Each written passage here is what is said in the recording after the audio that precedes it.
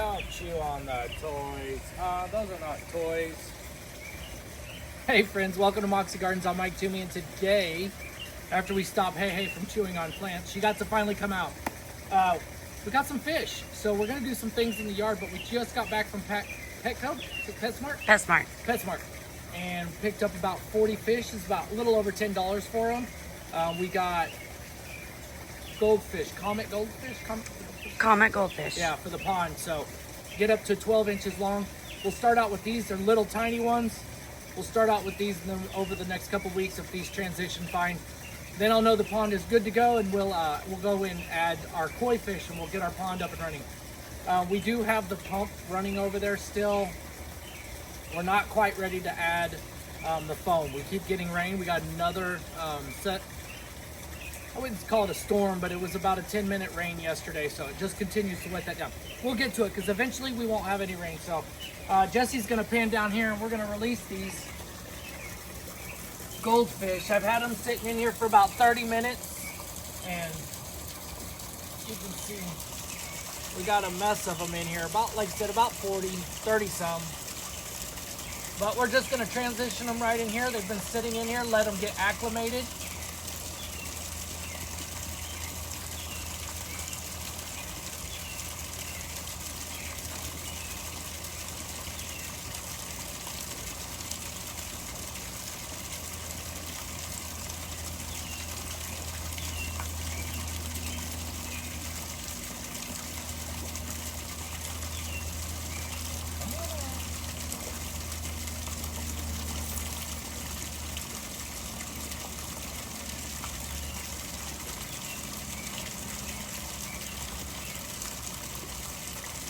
Can you see them all swimming around? Yeah.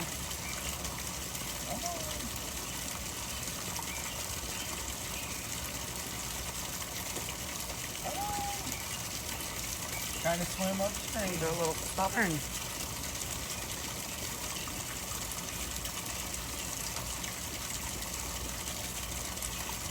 There you go.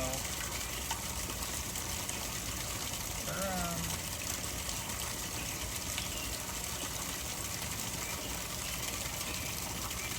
Those are just about an inch. Can you still see them? Yeah. They're just about an inch long.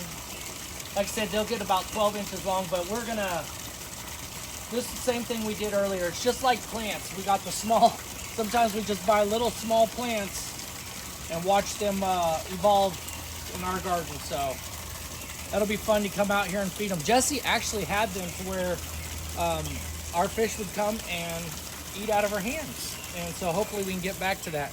Look at this. Look at this. Oh. Haster. Hey. Haster. Are you being stubborn? Little girl. Being stubborn? You are stubborn.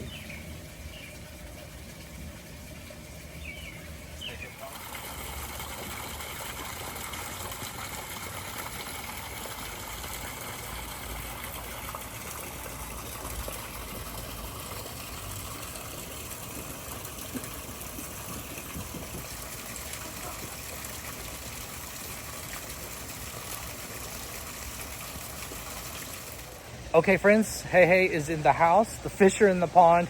Now it's time to get busy. We've got some gifts that were brought to us from a couple viewers of the channel.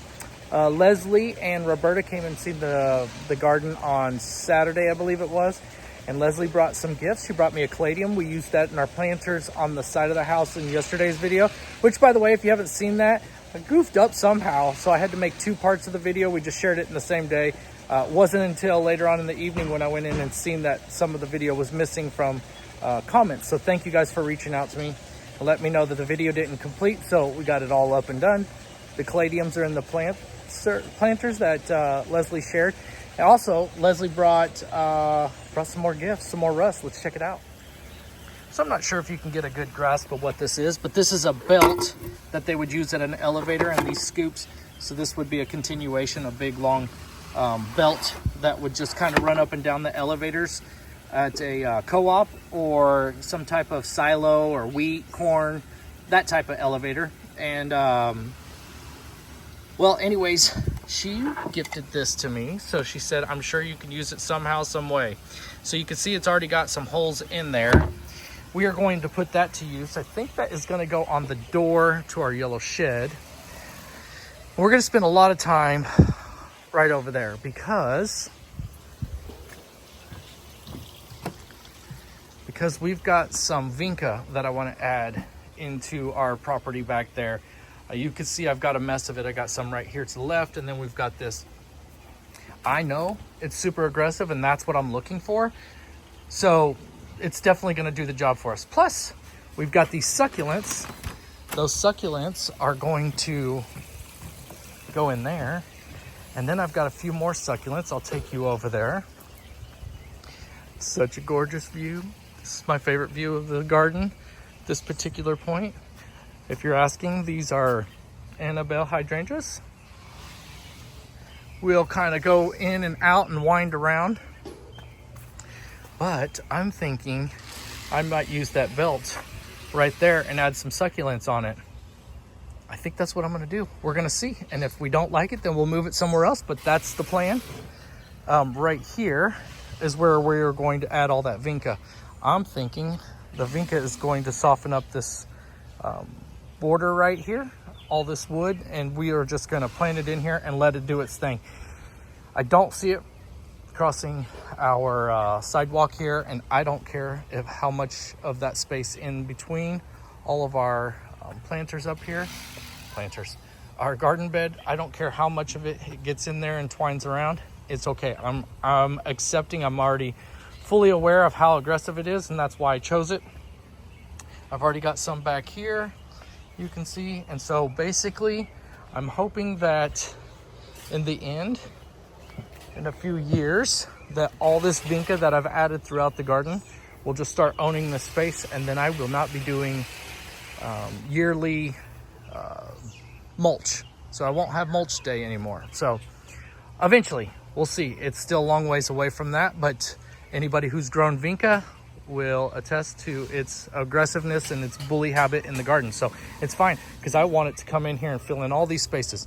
But for the video's sake, we're just going to be adding it in along that new fence area. It's a lovely day. It's dry, which has not been the norm for the last 2 weeks. And so a lot of banging and mowing's going around. So I'll just let you know a lot of neighbors are excited to be out. So anyway, let's get some stuff in the ground. Let's see if we can attach that belt to the door, and then let's add some things. Oh, I think I didn't mention, I said I had another set of succulents. I'm going to pre-drill in this old bird bath. I'm going to pre-drill a couple holes in there for drainage, because even when we fill that up with water and it drains out, or pardon me, as soon as it's filled up from either rainwater or we fill it up, that thing is empty within the day. So we're still going to put precautionary holes in there, let it kind of just be able to set some succulents in there and see how gorgeous that ends up being. And just another piece to our puzzle here in the garden. So that being said, let's get the other camera. We'll get the vinca. We'll start plopping stuff in, staging it, and see how this whole project unfolds. Let's get started.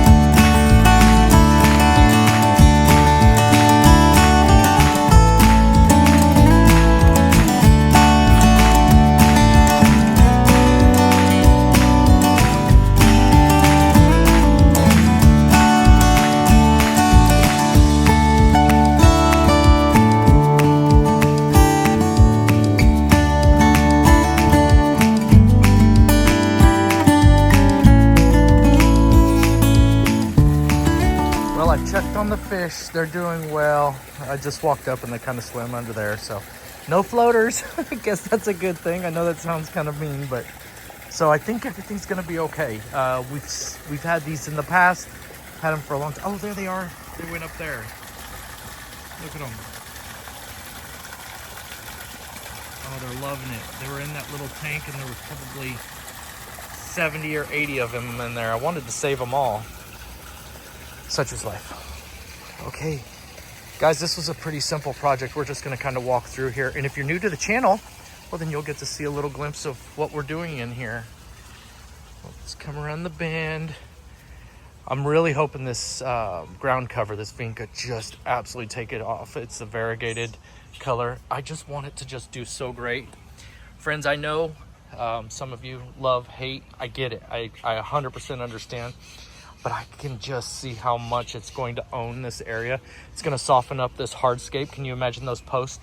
The little post will be, you know, kind of covered. Some of the bigger ones might, and then I can just kind of slide them as they tend to, let's see here, as they tend to grow over.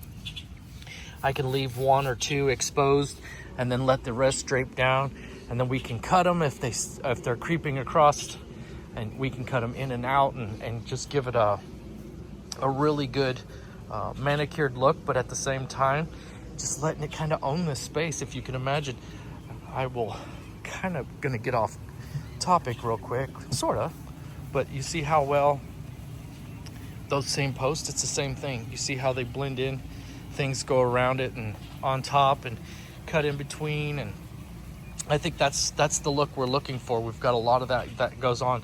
So once we start to really romance that area, I don't know who has this. How long does this take? I know every zone's a little bit different, but I really do. I'm okay with it just absorbing this area. As long as all the shrubs and trees can still coexist, I'm okay with it. I think it's gonna be absolutely beautiful. And I've tucked it in real, oh, looks like I missed one. But actually I missed two. What am I doing? Fail.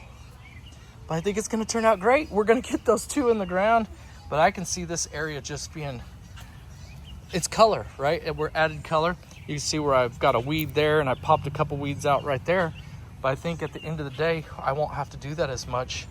And then I can save a tremendous amount of money on mulch and labor, because I do the labor.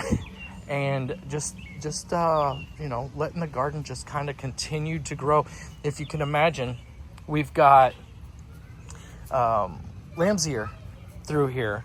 And so if you've been following, you know, and if you haven't, then my idea is that this lamb's ear is going to grow and share this space as well. So you'll see some parts of the brick, you might not see some, so we'll just kind of work with it so it just kind of just feels like it's always been there. I'm gonna put pause while he's cutting a board next door, is that these iris will still stay here.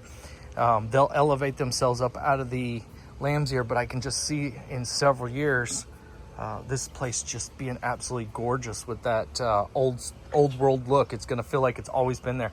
And then of course I was gifted, this is such an inexpensive project, I was gifted the bird bath from some friends who live next door who moved to Florida. It no longer held water, so all I did, drill those holes, you've seen that, and then we popped these in here. These succulents are so easy. It's a carefree project, so I can just leave this here. It's gonna do fine. And then we came back through with some Spanish moss. I used the Spanish moss for a lot of my lamps, pods. So I use this Spanish moss throughout the garden, and so I can multi-purpose, and then I can continue to carry that same pattern, those same patterns throughout the garden, just like using the same hardscape and the same plant material, and it really helps out. So again, we've got the creeping Jenny here, we've got the creeping Jenny here, we've got creeping Jenny in the front, and now we've got creeping Jenny in these adorable little makeshift planters here. I'm sure this has been used. I'm sure somebody's done this before. Absolutely. I did not create the wheel here, but I think it's going to be a gorgeous, gorgeous thing. Leslie, thank you so much. I hadn't yet figured out what I wanted to put on there, and I'll take a step back even further. To each his own, right? So some of you may like it, some of you may not, but this is absolutely gorgeous. I think it's fun. And then anywhere I had spots, I just tucked that in there. perhaps a bird or two will come and make their way off with it, and we'll just add some more. We've got it right here in all of our lamps.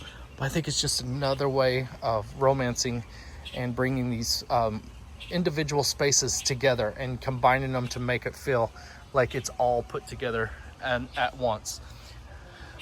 I'm only sharing this with you because I keep looking up there to see if any birds have decided to make a nest up there. I keep thinking a turtle dove's going to. Okay, stay focused. But yeah, isn't this gorgeous? I think it's great. So I can still open the door, everything's fine. I will not have to water this as much.